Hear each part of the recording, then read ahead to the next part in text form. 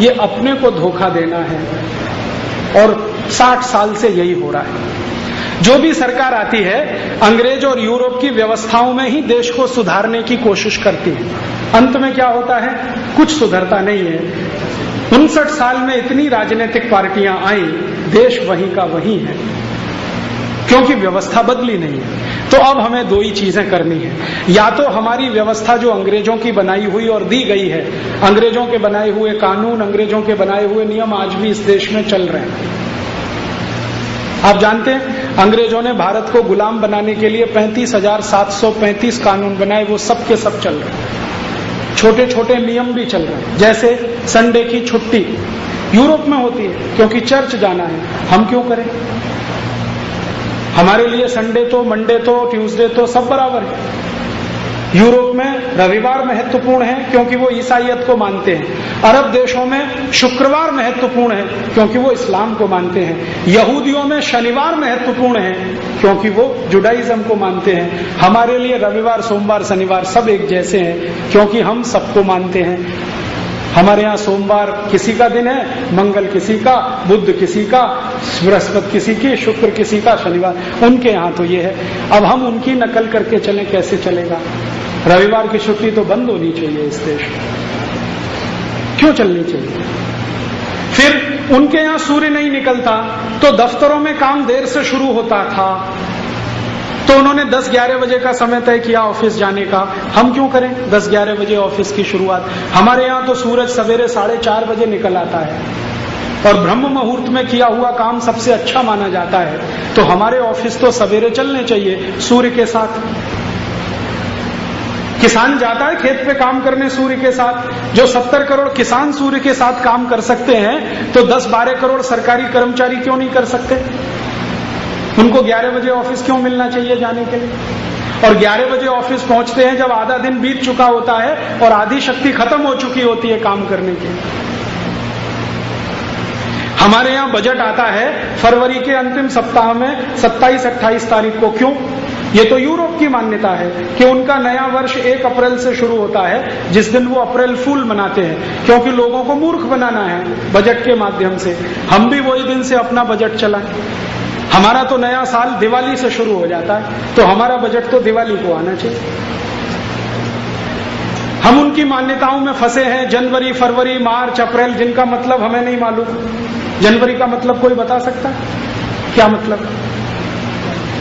Again, पूस माह, फागुन, चैत्र, बैसाख, जेठ, अषाढ़ का मतलब मैं बता सकता हूं। जनवरी का मुझे नहीं मालूम। हम क्यों जनवरी फरवरी चला रहे हैं? और ऐसे मूर्ख लोग हैं। अक्टूबर, ये जो अक्टूबर शब्द है ना, ग्रीक है। ऑक्ट, ऑक्ट से आया। ऑक्ट का मतलब होता है 8। अक्टूबर कौन सा महीना है? 10वां। तो ऑक्ट आया 8 से, महीना है 10वां। क्या मूर्खता कर रहा है? सितंबर आया सेप्ट से, सेप्ट माने 7। सितंबर महीना कौन सा है?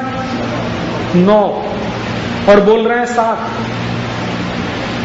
नवंबर 9 से आया 9, महीना 11वां। क्या मूर्खता! कभी सोचा ही नहीं हमने। हमारे अगहन, फागुन, चैत्र, वैशाख, ज्येष्ठ, आषाढ़ सबका मतलब है, फिक्स है। 1000 साल पहले जो था आज भी वही है। कृष्ण के जमाने में जो था आज भी वही है। राम के समय में जो था आज भी वही है। इतना सनातन है, उसको छोड़कर जनवरी फरवरी में फंसे हुए।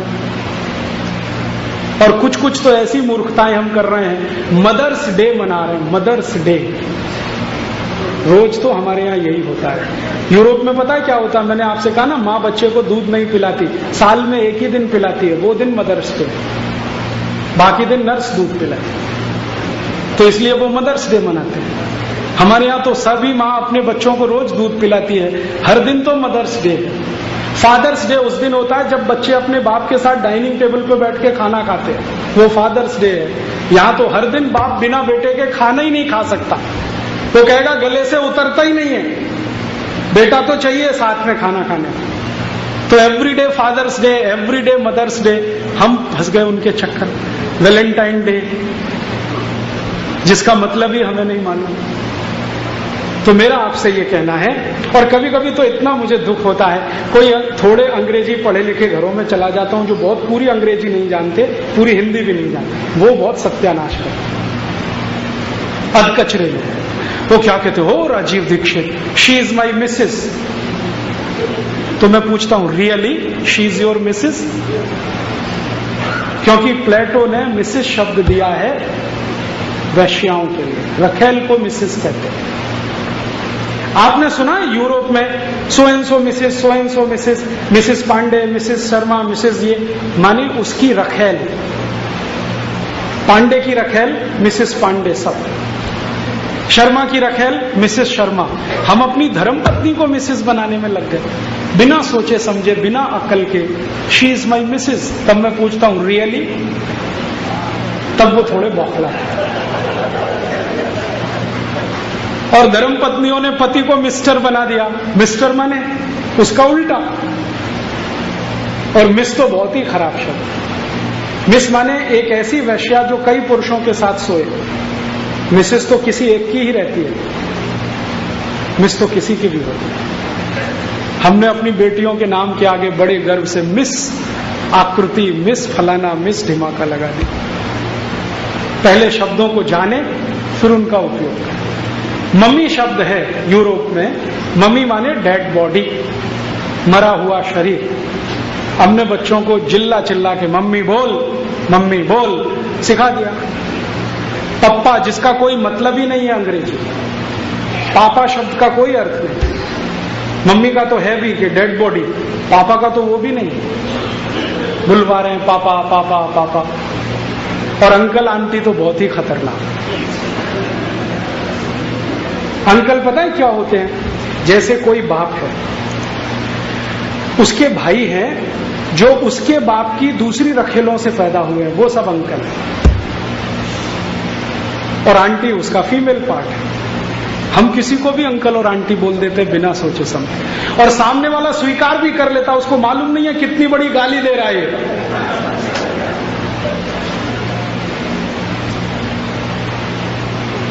पहले अंग्रेजी और अंग्रेजियत और सभ्यता के बारे में पूरा जाने, फिर समझबूझकर उपयोग करें तो अच्छा है। कभी कभी मुझे इतना खराब लगता है, किसी के घर में जाता हूं, पिताजी का नाम रामदयाल, माताजी गायत्री देवी, बेटे का नाम टिंकू, पिंकू, डब्लू, बबलू। पूछो क्या नाम है, मतलब क्या है टिंकू का? टिंकू का अर्थ होता है आवारा लड़का, जो बाप की ना सुने, मां की ना सुने, वो है टिंकू। और ज्यादातर बच्चे वहां टिंकू ही होते हैं यूरोप में। हमारा बेचारा सीधा साधा आज्ञाकारी उसको टिंकू टिंकू बोल बोल के उसका कचरा निकालते। तो मेरी आपको हाथ जोड़कर विनती है कि भाषा के स्तर पर, भूषा के स्तर पर, भोजन के स्तर पर, भजन के स्तर पर और भेषज के स्तर पर ये यूरोप की नकल मत करिए। और अगर करनी ही है तो पूरी करिए, अधूरी मत करिए। या तो पूरे यूरोपीय हो जाइए, अंग्रेज हो जाइए, और नहीं तो भारतीय हो जाइए। बीच में मत रहिए खिचड़ी की तरह से, त्रिशंकु मत बनिए। उन्होंने अपनी भूषा बनाई है, पैंट है, शर्ट है, कोट है, क्योंकि उनका वातावरण ठंडा है। मैंने आपको बोला ना, बहुत ठंडा वातावरण, इसलिए उनको पैंट चाहिए, शर्ट चाहिए, शर्ट के ऊपर टाई चाहिए, टाई के ऊपर कोट चाहिए, कोट के ऊपर ओवरकोट चाहिए, क्योंकि ठंड बहुत है। हमको नहीं चाहिए ये सब। अब हम भरी जून की गर्मी में 50 डिग्री सेंटीग्रेड में टाई कोट लगा के घूमें और घोड़े पर चढ़कर शादी करवाने जाएं, तो हमसे बड़ा सुपर इडियट कौन? और शादी जिस पत्नी से करें वो साड़ी में, और हम 3 पीस सूट और टाई में। हमारे यहां बोलते हैं पति पत्नी 2 पहिए हैं गृहस्थी की गाड़ी के, 1 पहिया ट्रैक्टर, दूसरा साइकिल, कैसे चलेगी गृहस्थी? या तो पत्नी को भी बोलो कि स्कर्ट में आए तो आपका 3 पीस सूट और टाई जमेगा, क्योंकि यूरोप में पत्नी स्कर्ट पहनती है तो पति 3 पीस सूट और टाई पहनता है। यहां अगर पत्नी साड़ी पहन रही है तो आपको तो धोती कुर्ता वही ठीक है। और आप बोलेंगे जी धोती में क्या है? धोती दुनिया का ऐसा वस्त्र है जो बिना सिला हुआ है, और बिना सिले हुए वस्त्र में आप चाहें वो डिजाइन बना सकते हैं। हिंदुस्तान में धोती से 1000 से ज्यादा डिजाइन बन सकती है। और आप भारत के किसी भी इलाके में चले जाइए, धोती पहने हुए महिलाओं को देखकर बता सकते हैं कि ये किस राज्य की है। बंगाल की महिला की धोती, आसाम की महिला की धोती, महाराष्ट्र की महिला की धोती, आंध्रा की महिला की धोती, सब राज्यों की महिलाएं खाली धोती ही पहन के खड़ी हो तो मैं बता दूंगा ये किस राज्य की है, और वो सत्य निकलेगा। पैंट पहने हुए किसी आदमी को पहचानना मुश्किल है ये किस राज्य का है, क्योंकि भारत में कोई राज्य नहीं है जहां से पैंट निकली हो, वो तो यूरोप से आई है। स्कर्ट पहने हुए कोई महिला का पता नहीं। धोती इसलिए हम पहनते हैं कि उससे डिजाइन जैसी चाहे वैसी बनाएं। पगड़ी इसलिए पहनते हैं कि जैसी चाहे डिजाइन बनाएं। धोती और पगड़ी में बहुत बड़ा सौंदर्य बोध है। पगड़ी देखकर आप पहचान सकते हैं कि ये आदमी किस इलाके का है, मारवाड़ी है कि मेवाड़ी, हाड़ौती का है कि कहाँ का। पगड़ी देख के, धोती देख के, क्योंकि दोनों ही बिना सिले हुए हैं। भारत में बिना सिले हुए वस्त्र पहनने की बहुत बड़ी परंपरा है। आप जानते हैं जितने बड़े धर्म यज्ञ होते हैं वहां आप बिना सिले वस्त्र पहनकर ही बैठ सकते हैं, क्योंकि पवित्रता उसी में है। ये सिले हुए वस्त्र तो यूरोप की नकल है। तो मेरी आपसे विनती है कि आप अपने जीवन में थोड़ा भारतीय बनिए, कोशिश करिए। आज हम नहीं हैं, लेकिन कोशिश करें तो 2 साल में हो जाए, 5 साल में हो जाए। ज्यादा कोशिश करें तो हमारी आगने वाली जनरेशन तो हो ही सकती है। हम शायद नहीं भी हो पाए, अगली जनरेशन को तो बना ही सकते हैं। बस उनको ये समझ दीजिए कि भारत क्या है, यूरोप क्या है, उनकी मान्यता क्या है, उनकी परंपरा क्या है, उनकी वेशभूषा क्या है, हमारी क्या है, उनका भोजन क्या है, हमारा भोजन क्या है। वो पिज्जा बर्गर क्यों खाते हैं? क्योंकि और कुछ खाने को है नहीं। यूरोप में 3-4 ही अन्न पैदा होते हैं और उससे 3-4 ही डिश बन सकती है, इसलिए ले दे के उनके पास पिज्जा और बर्गर है। भारत में 1400 वस्तुओं का उत्पादन जमीन से होता है, यहाँ अलग अलग डिशेज हैं। मैं जिस दिन पैदा हुआ और जिस दिन मरूंगा, हर दिन नई डिश खा सकता हूं। इस देश में इतनी ताकत है, वहां है ही नहीं। और हम घरों में जो कुछ भी बनाते हैं वो हमारे स्वास्थ्य और प्रकृति से जुड़ा हुआ है। जितने भी अचार हिंदुस्तान में पड़ते हैं, बिना मेथी दाने के कोई अचार नहीं है, क्योंकि मेथी की हर समय जरूरत है, क्योंकि हम समशीतोष्ण जलवायु में रहते हैं और मेथी ही है जो समशीतोष्ण जलवायु में वात, पित्त, कफ तीनों को संतुलित रख सकती है और कुछ नहीं। इसलिए हर अचार में मेथी, हर लड्डू में मेथी, हर सब्जी में मेथी, जहां लगे वहीं मेथी, क्योंकि जरूरत है। अब कोई बाहर से आए और हमसे कहे कि तुम तो पागल हो, मूर्ख हो, ये हर अचार में मेथी डाल दिया। हमारे जैसा देखो, हम तो सॉस खाते हैं क्योंकि सॉस उनकी मजबूरी है, इसके आगे वो बना ही नहीं सकते कुछ। कच्चा माल एक टमाटर है और थोड़ी शुगर बना लेते हैं, चौथी कोई चीज है नहीं, तीसरी कोई चीज है नहीं, तो सॉस ही बनेगा, उससे और क्या बनेगा। तो उनकी जो मजबूरियां हैं उनको अपनी विशेषता मत बनाइए, और हमारी जो विशेषताएं हैं उनको कमजोरियां मत साबित करिए। तब हम जाकर इस भारत को सुजलाम सुफलाम देख पाएंगे। और ये साल कोई विशेष साल है। भारत में वंदे मातरम गान का ये 100वां साल है। भारत के स्वदेशी आंदोलन का ये 100वां साल है। आपको मालूम है सन 1906 में स्वदेशी आंदोलन शुरू हुआ। महाराष्ट्र में लोकमान्य तिलक ने उसकी नींव रखी। बाद में गांधी जी तो उसमें जुड़ गए, नींव तो लोकमान्य तिलक ने रखी थी। 5 नवंबर 1906 को पुणे शहर में लोकमान्य तिलक ने विदेशी कपड़ों में आग लगाकर स्वदेशी आंदोलन शुरू किया और उस दिन ये वंदे मातरम पूरा गाया गया था।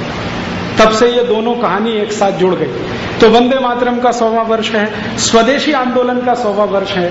तो इस 100वें वर्ष में कुछ तो करें अपने जीवन में, थोड़े तो स्वदेशी बने, भारतीयता के नजदीक चले। तो आप बोलेंगे हम क्या कर सकते हैं? इतना ही करिए कि जितना बने अपने जीवन में भारतीयता लाइए। तो कितने स्तर पर? 5, ज्यादा नहीं कहता मैं। आपके भोजन में संपूर्ण भारतीयता लाइए, माने pizza, burger, hot dog, cold dog, chow mein, toffee, chocolate, biscuit, पाव रोटी, डबल रोटी, इनको थोड़ा बाहर करिए और अपने देश की चीजें अंदर लाइए।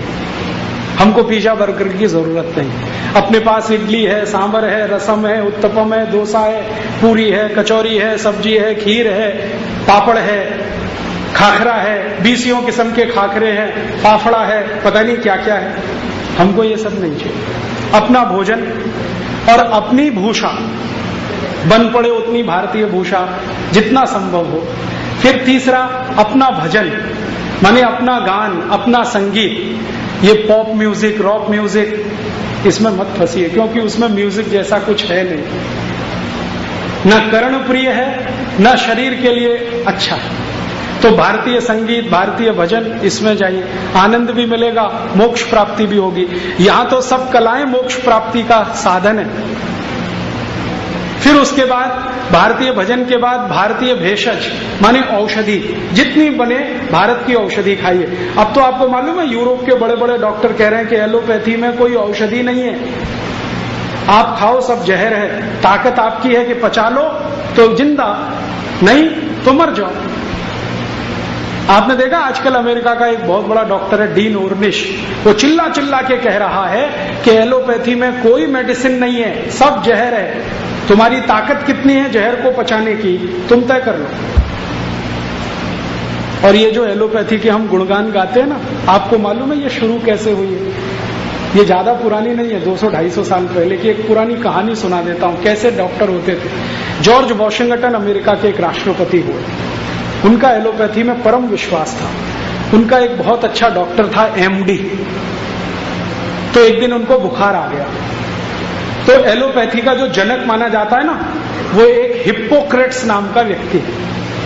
अब हिप्पोक्रेट का मतलब क्या होता है वो आप सब जानते हैं। तो हिप्पोक्रेटिस करके एक व्यक्ति हुआ, उसने एलोपैथी को जन्म दिया, ऐसा कहते हैं। तो वो क्या कहता था कि कोई भी बीमारी आए तो रक्त के प्रदूषण से आती है, तो बीमारी जैसे ही आए तो गंदा खून शरीर में से निकालो। तो वो जो जॉर्ज वॉशिंगटन का एमडी डॉक्टर था, उसने यही फिलॉसफी अपना दिया अपने राष्ट्रपति पर। उनको बुखार आ गया तो जॉर्ज वॉशिंगटन के अंदर गंदा खून है, इसको बाहर निकालो। तो उनकी नसें काट दी उसने ब्लेड से, यहाँ की नस काट दी, खून निकलना शुरू हुआ, भल भल भल भल भल भल। 24 घंटे में इतना खून निकल गया कि जॉर्ज वॉशिंगटन मर गया। ये है एलोपैथी, जिसके पीछे आप आंख बंद करके अंधों की तरह से भाग रहे हैं। जरा रुकिए, ठहरिए, देखिए कि उसमें कितना वैज्ञानिक सत्य है, तथ्य है, और कितना उसमें बकवास है। यूरोप की तो मजबूरी है कि वो एलोपैथी के अलावा कुछ कर ही नहीं सकते, क्योंकि उनके पास कुछ ऑल्टरनेट ही नहीं है। तो उनको करने दीजिए, आपके पास क्या कमी है बताइए ना। आयुर्वेद इतना बड़ा शास्त्र है जिसके 2 हिस्से हैं, प्रिवेंटिव और क्यूरेटिव। आपको तो जरूरत ही नहीं है। आयुर्वेद दुनिया में अकेला चिकित्सा शास्त्र है जो ये कहता है कि बीमारी मत पड़ो, स्वस्थ रहो, मस्त रहो, सर्वे भवन्तु सुखिनः सर्वे सन्तु निरामय। और उसके लिए उसने नियम बनाए हैं, छोटे छोटे नियम है आयुर्वेद में, उनका पालन आप करो। जैसे भोजन के 1 घंटे बाद पानी पियो, सबसे पहला नियम। पानी घूट घूट भर के पियो, एक साथ मत पियो। ठंडा पानी कभी मत पियो। सवेरे उठो तो सबसे पहले पानी पियो। फिर उसके बाद खाना खाना है तो बैठ के खाओ, खड़े होके मत खाओ। और रात्रि में विश्राम करना है तो पूर्व की दिशा में सिर करके सो। कभी मजबूरी हो तो दक्षिण की दिशा में सिर कर लो। ऐसे 2000 नियम है आयुर्वेद। कोई भी पालन करे तो जिंदगी भर स्वस्थ रहे। मैंने इनमें से कुछ नियमों का पालन अपने जिंदगी में किया है, और पिछले 18 साल से मैं किसी डॉक्टर के पास नहीं गया, एक इंजेक्शन भी नहीं लगाया, आधी गोली भी नहीं खाई। हर साल 1 लाख किलोमीटर का प्रवास करूं तो भी पीठ में दर्द नहीं होता। हर 10 दिन पर मेरा खाना बदलता है। अभी मैं राजस्थान में हूं, 10 दिन बाद कर्नाटक में रहूंगा। कर्नाटक राजस्थान के खाने में बहुत अंतर है। बस आयुर्वेद के नियम का पालन करता हूं तो पेट में भी कोई तकलीफ नहीं। ये मैं कर सकता हूं, आप भी कर सकते हैं, बस ध्यान देना है। फिर आप कहेंगे जी हमको तो पता ही नहीं है ये नियम कैसे हैं, कहाँ लिखे हुए हैं। आयुर्वेद की एक पुस्तक आप सब पढ़िए जरूर, उसका नाम है अष्टांग हृदय। कई प्रकाशकों ने उसका नाम बदल दिया है, अष्टांग संग्रह कर दिया, दोनों एक ही है। वो जरूर पढ़िए, उसमें 2000 से ज्यादा सूत्र हैं। मैंने उसको 100 बार पढ़ा और मुझे लगता है उससे अच्छी दुनिया में कोई पुस्तक नहीं, जो आपको स्वस्थ तो रखती ही है, मोक्ष जाने का रास्ता बता देती कि मोक्ष कैसे हो। वो आप ले लो, बाजार में मिलती है। अब कोई लोग कहते हैं इतनी मोटी पुस्तक है, पेज बहुत हैं, संस्कृत में है, कठिन संस्कृत में, कैसे पढ़ें? तो आप ऐसा करो कि हमने उस पुस्तक को आधार बना के छोटी छोटी कुछ पुस्तकें बनाई, 100 पन्ने की, 50 पन्ने की, 150 पन्ने की। वो नीचे आप जाएंगे तो नीचे रखी हुई है स्टॉल पे, आप वो ले जाओ। 5-6 किताबें हैं चिकित्सा विषय पर, वो सब अष्टांग हृदय के आधार पर है। उनको अगर आप पालन कर लो तो मैं बोलता हूं कि 90% बीमारियों में आपको चिकित्सा की जरूरत नहीं पड़ेगी, डॉक्टर की आवश्यकता नहीं। 10% बीमारियों को छोड़ देता हूं क्योंकि वो आपकी गलती से नहीं, दूसरे की गलती से आती है।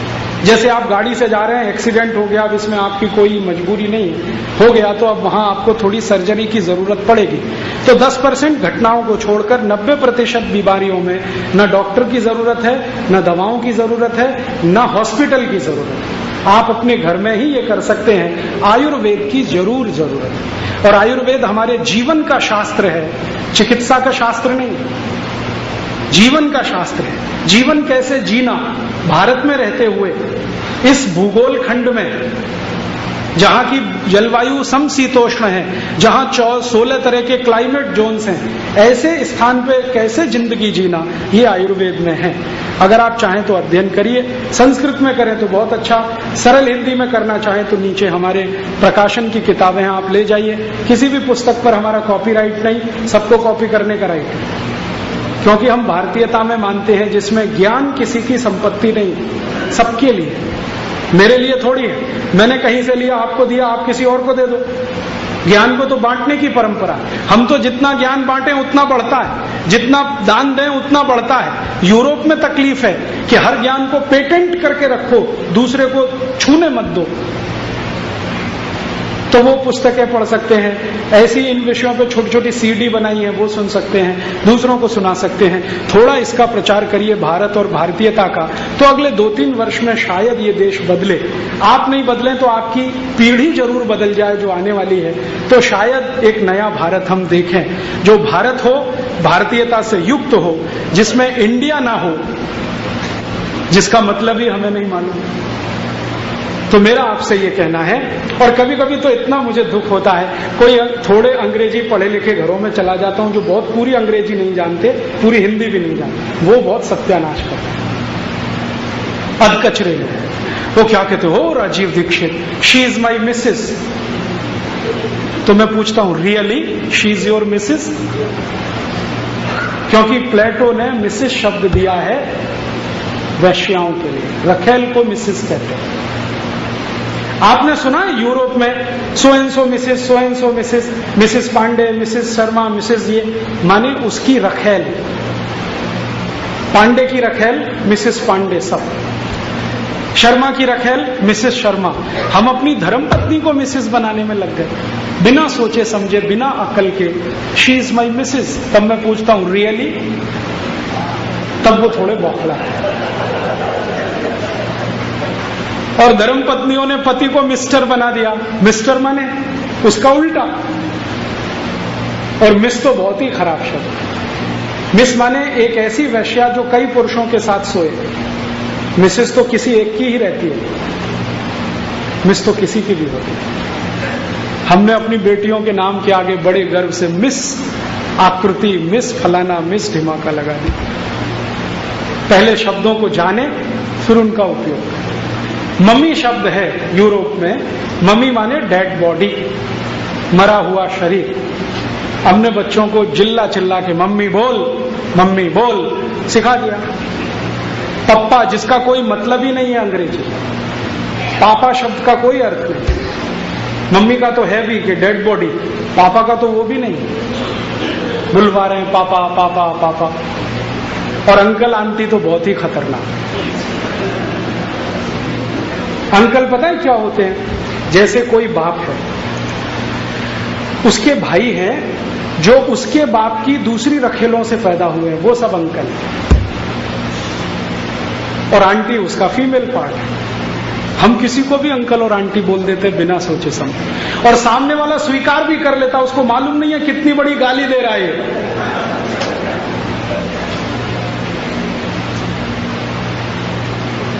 पहले अंग्रेजी और अंग्रेजियत और सभ्यता के बारे में पूरा जाने, फिर समझबूझकर उपयोग करें तो अच्छा है। कभी कभी मुझे इतना खराब लगता है, किसी के घर में जाता हूं, पिताजी का नाम रामदयाल, माताजी गायत्री देवी, बेटे का नाम टिंकू, डब्लू, बबलू। पूछो क्या नाम है, मतलब क्या है टिंकू का? टिंकू का अर्थ होता है आवारा लड़का, जो बाप की ना सुने मां की ना सुने, वो है टिंकू। और ज्यादातर बच्चे वहां टिंकू ही होते हैं यूरोप में। हमारा बेचारा सीधा साधा आज्ञाकारी उसको टिंकू टिंकू बोल बोल के उसका कचरा निकाला। तो मेरी आपको हाथ जोड़कर विनती है कि भाषा के स्तर पर, भूषा के स्तर पर, भोजन के स्तर पर, भजन के स्तर पर और भेषज के स्तर पर ये यूरोप की नकल मत करिए।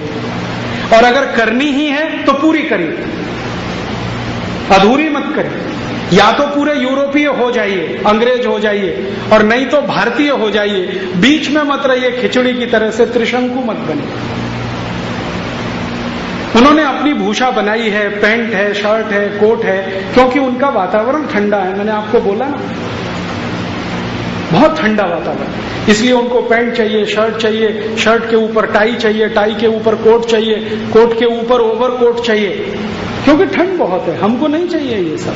अब हम भरी जून की गर्मी में 50 डिग्री सेंटीग्रेड में टाई कोट लगा के घूमें और घोड़े पर चढ़कर शादी करवाने जाएं, तो हमसे बड़ा सुपर इडियट कौन? और शादी जिस पत्नी से करें वो साड़ी में, और हम 3 पीस सूट और टाई में।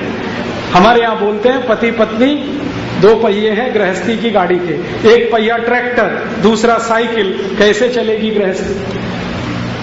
या तो पत्नी को भी बोलो कि स्कर्ट में आए तो आपका 3 पीस सूट और टाई जमेगा, क्योंकि यूरोप में पत्नी स्कर्ट पहनती है तो पति 3 पीस सूट और टाई पहनता है। यहां अगर पत्नी साड़ी पहन रही है तो आपको तो धोती कुर्ता वही ठीक है।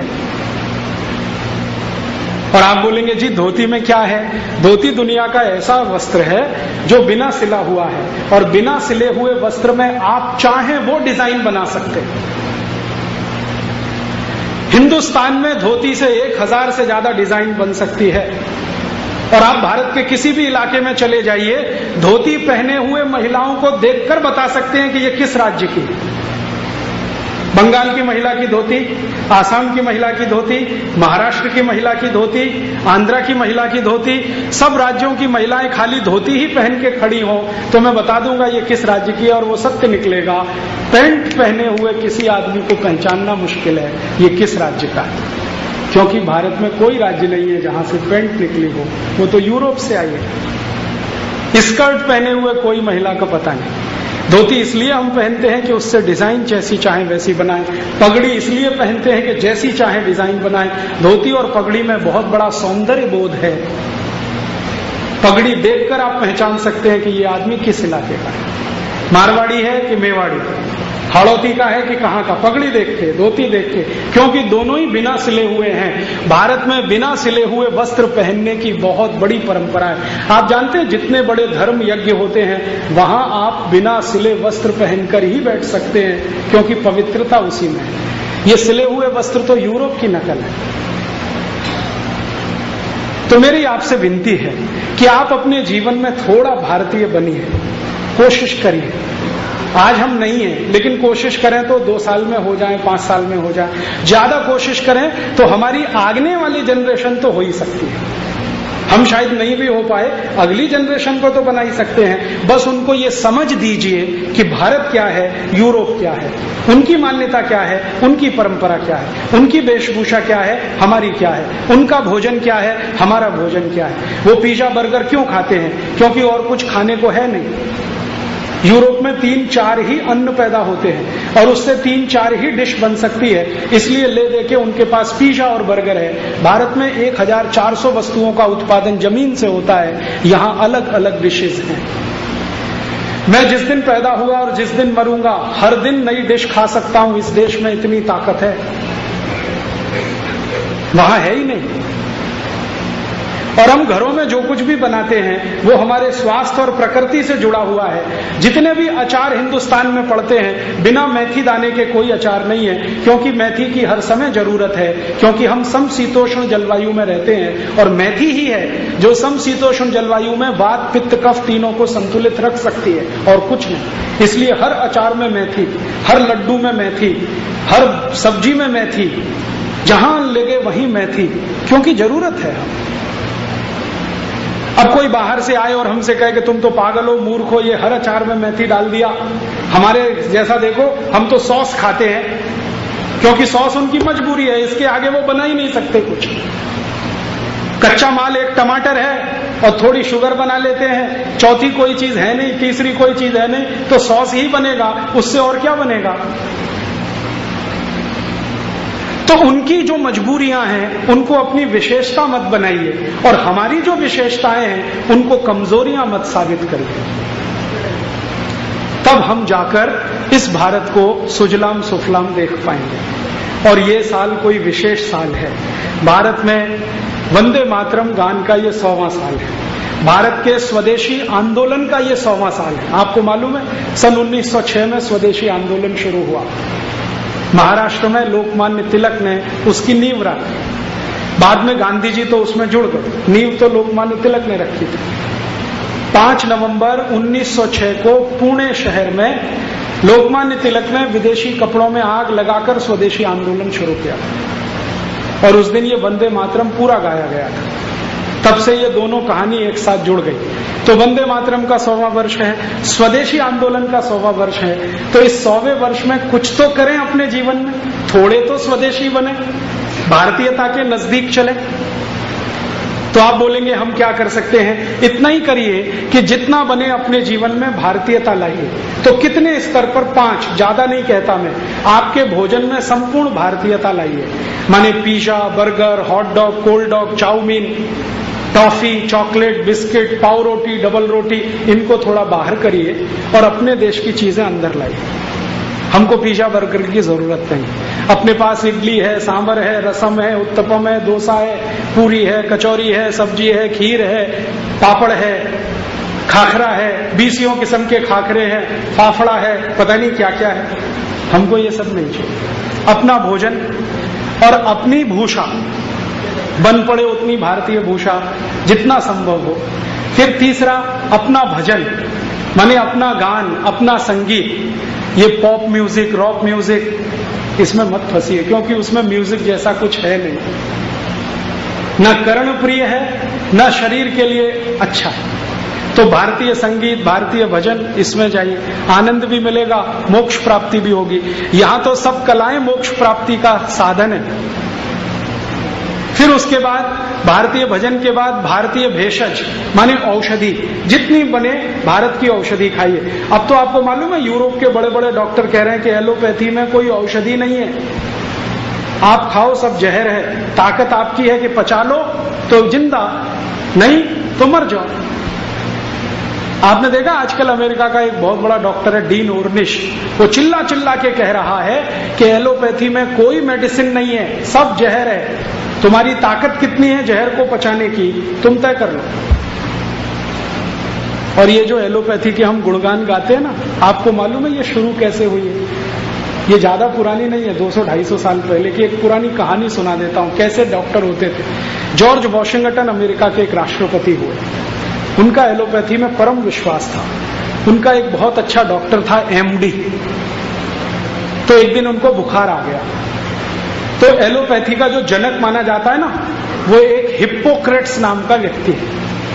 अब हिप्पोक्रेट का मतलब क्या होता है वो आप सब जानते हैं। तो हिप्पोक्रेटिस करके एक व्यक्ति हुआ, उसने एलोपैथी को जन्म दिया, ऐसा कहते हैं। तो वो क्या कहता था कि कोई भी बीमारी आए तो रक्त के प्रदूषण से आती है, तो बीमारी जैसे ही आए तो गंदा खून शरीर में से निकालो। तो वो जो जॉर्ज वॉशिंगटन का एमडी डॉक्टर था, उसने यही फिलॉसफी अपना दिया अपने राष्ट्रपति पर। उनको बुखार आ गया तो जॉर्ज वॉशिंगटन के अंदर गंदा खून है, इसको बाहर निकालो। तो उनकी नसें काट दी उसने ब्लेड से, यहाँ की नस काट दी, खून निकलना शुरू हुआ, भल भल भल भल भल भल। 24 घंटे में इतना खून निकल गया कि जॉर्ज वॉशिंगटन मर गया। ये है एलोपैथी, जिसके पीछे आप आंख बंद करके अंधों की तरह से भाग रहे हैं। जरा रुकिए, ठहरिए, देखिए कि उसमें कितना वैज्ञानिक सत्य है, तथ्य है, और कितना उसमें बकवास है। यूरोप की तो मजबूरी है कि वो एलोपैथी के अलावा कुछ कर ही नहीं सकते, क्योंकि उनके पास कुछ ऑल्टरनेट ही नहीं है। तो उनको करने दीजिए। आपके पास क्या कमी है बताइए ना। आयुर्वेद इतना बड़ा शास्त्र है जिसके दो हिस्से हैं, प्रिवेंटिव और क्यूरेटिव। आपको तो जरूरत ही नहीं है।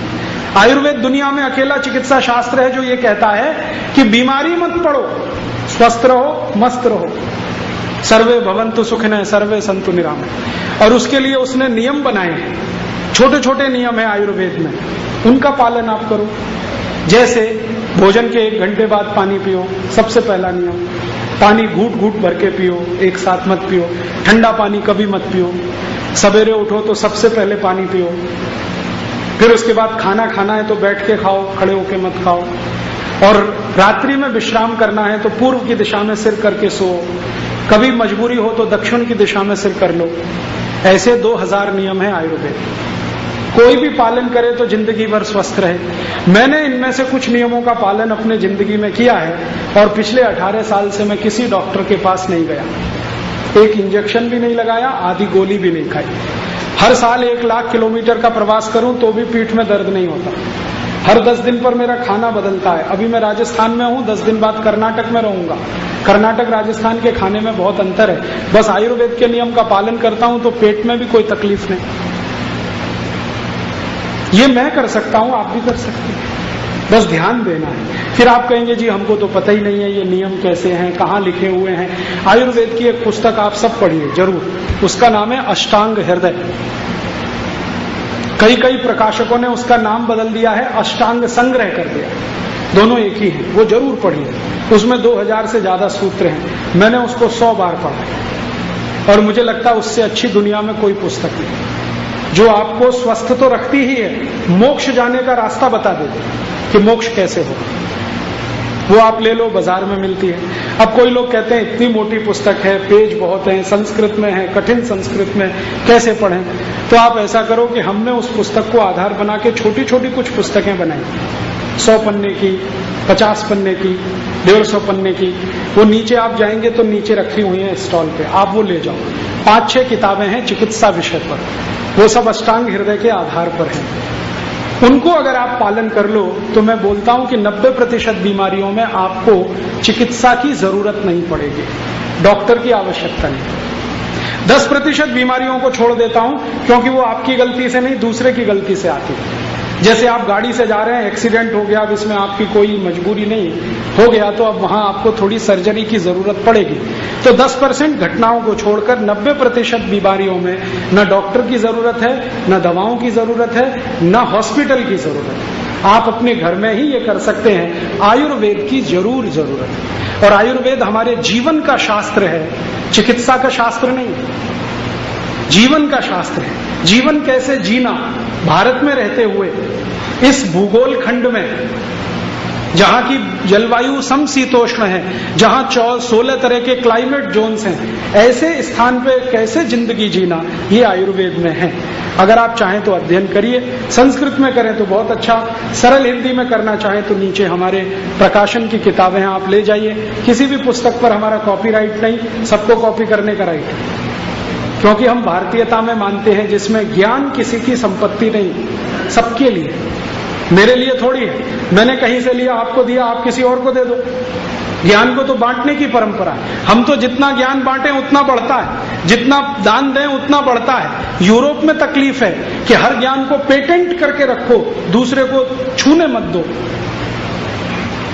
तो वो पुस्तकें पढ़ सकते हैं। ऐसी इन विषयों पे छोटी छोटी CD बनाई है, वो सुन सकते हैं, दूसरों को सुना सकते हैं। थोड़ा इसका प्रचार करिए भारत और भारतीयता का, तो अगले 2-3 वर्ष में शायद ये देश बदले। आप नहीं बदलें तो आपकी पीढ़ी जरूर बदल जाए जो आने वाली है, तो शायद एक नया भारत हम देखें, जो भारत हो, भारतीयता से युक्त हो, जिसमें इंडिया ना हो और जिसमें अंग्रेजियत ना हो।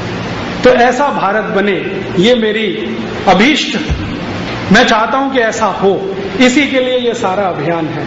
और इस अभियान को थोड़ी तेज गति देने के लिए बहुत जल्दी हम टीवी चैनल पर ये सब शुरू करने जा रहे हैं। जितना मैंने आपको सुनाया आज, ये मेरे कुल अध्ययन का 2% है। इस विषय पर मैं 40 दिन कथा कह सकता हूं, रोज 3 घंटे, यूरोप के बारे में और भारत के बारे में। लेकिन आपके पास उतना समय नहीं, मेरे पास भी नहीं है। तो हम जितना आज समझ पाए, सुन पाए, इसी पर चिंतन मनन करें और इसको थोड़ा आगे समझने की और कोशिश करते रहें। अपने को समझ लें और उनको समझ लें, तो क्या रखना है क्या छोड़ना है ये तय हो जाएगा। और जिस दिन ये तय हो जाएगा उस दिन भारत